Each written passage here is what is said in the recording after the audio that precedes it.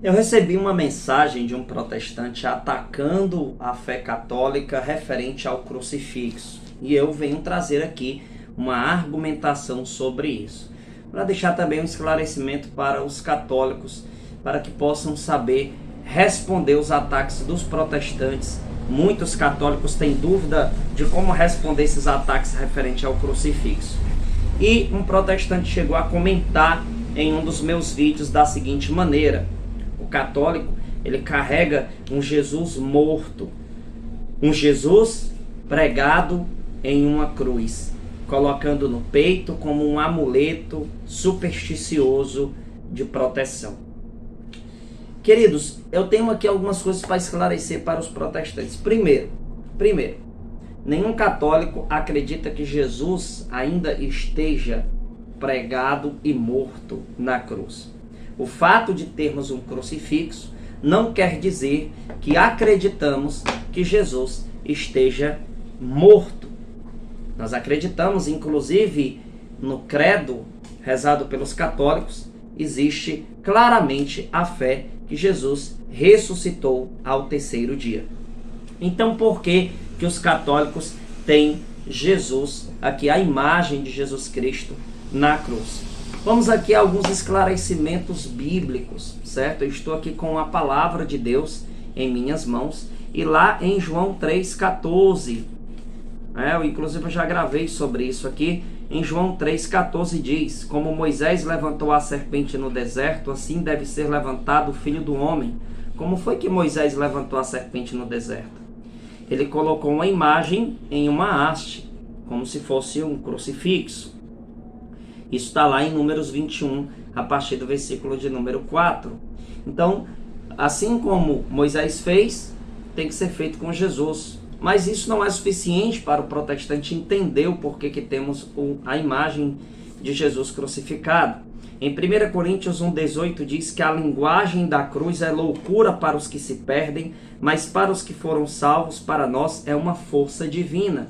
Certa vez eu conversando com um conhecido meu que se diz evangélico, eu falei sobre o crucifixo, ele dizendo que não acreditava naquele Deus morto que estava ali naquela imagem, ele apontando para um crucifixo.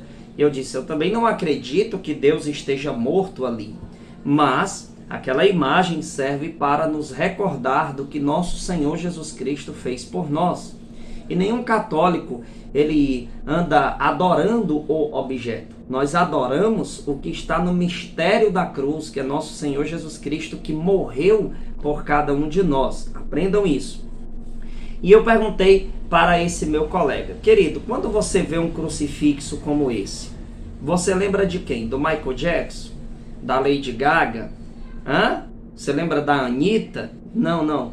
Você lembra de Jesus Cristo. Mesmo você dizendo que não acredita que devemos utilizar imagens, mesmo você dizendo que não gosta de imagens, quando você olha para um crucifixo, você lembra sim de Jesus Cristo. Entenda que há uma comunicação aqui nesta imagem. Que comunicação é essa?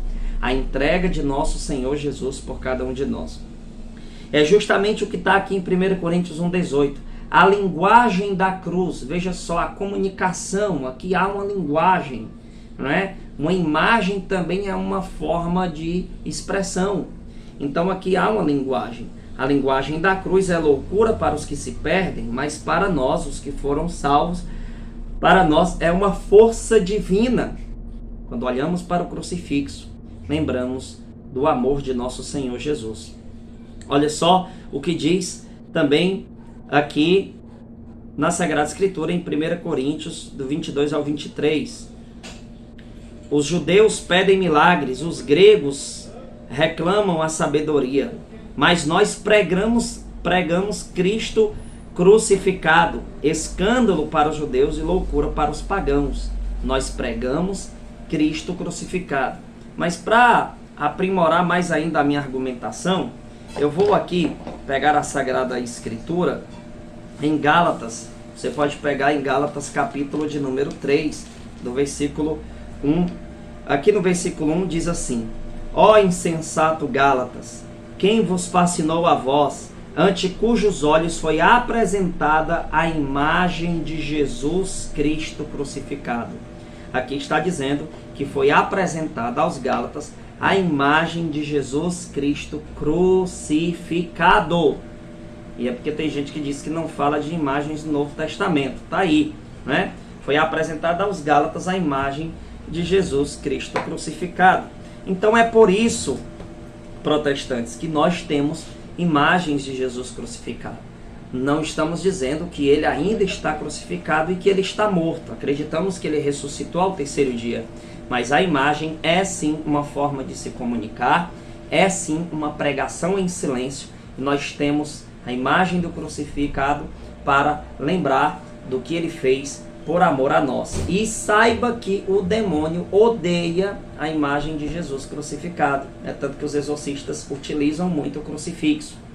E eu vou relatar aqui uma situação muito interessante. E aqui podemos identificar o porquê que os protestantes, né, repudiam a imagem de Jesus crucificado.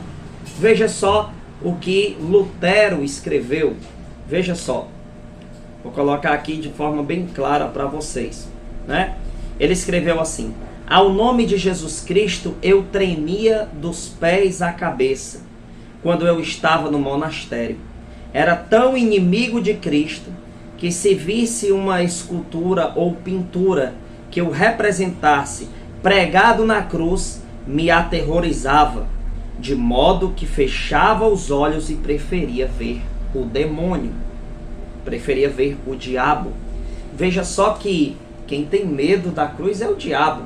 Lutero, então, dominado pelo espírito maligno, ele não aguentava olhar para uma imagem de Jesus crucificado e fechava os olhos, preferindo ver o diabo. Tá vendo só? A raiz do ódio do protestantismo contra a imagem de Jesus na cruz, né? Não é só a questão de Êxodo 20 que eles distorcem, né? Em Êxodo 20 vai proibir imagens de ídolos, né? E não imagens sagradas, até porque Deus não é contraditório. Em Êxodo 25, 18 ele manda fazer imagens, e lá em Êxodo 30 diz que existiam objetos santíssimos que quando algo tocava nesses objetos era santificado. Veja só o poder que existe nas imagens sagradas. Então, meus irmãos, eu estou respondendo esse comentário desse protestante.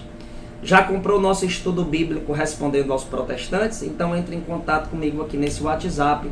Nós temos promoção aí para você que ainda não comprou, e saiba que o preço é muito acessível, tá certo? Entre em contato conosco, preço a partir de R$15, você já consegue comprar algum material nosso para você fazer o seu estudo bíblico dentro da sua casa, em paz, lendo a Sagrada Escritura e aprendendo a defender a fé católica.